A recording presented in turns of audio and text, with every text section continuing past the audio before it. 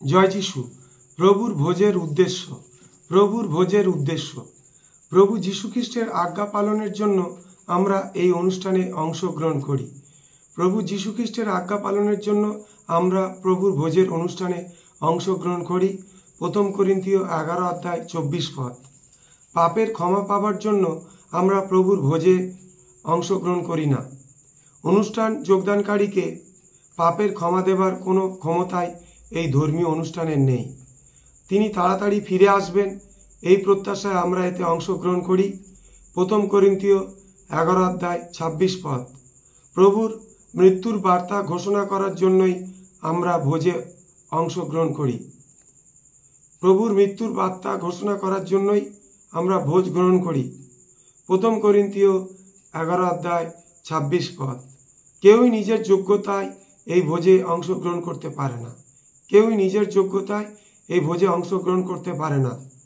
কেবলমাত্র ঈশ্বরের অপার করুণায় আমরা ঈশ্বরের পরিবারে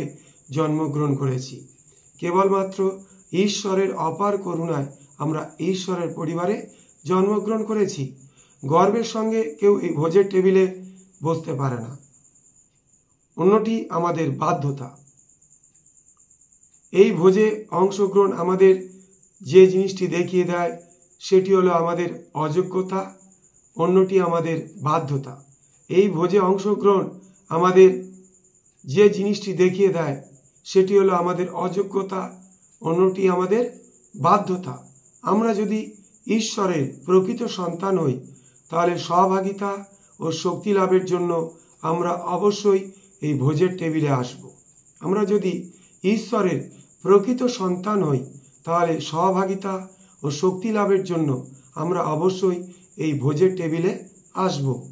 ভয় করে প্রভুর ভোজের মেজ থেকে নিজেদের দূরে সরিয়ে রাখার কোনো প্রয়োজন নেই। সেই ইম্মাউর রাজপথের মতোই প্রভুর ভোজে তিনি আমাদের সঙ্গে পানাহার করতে আসেন। প্রভুর ভোজে তিনি আমাদের সাথে পানাহার করতে আসেন। জয় যিশু।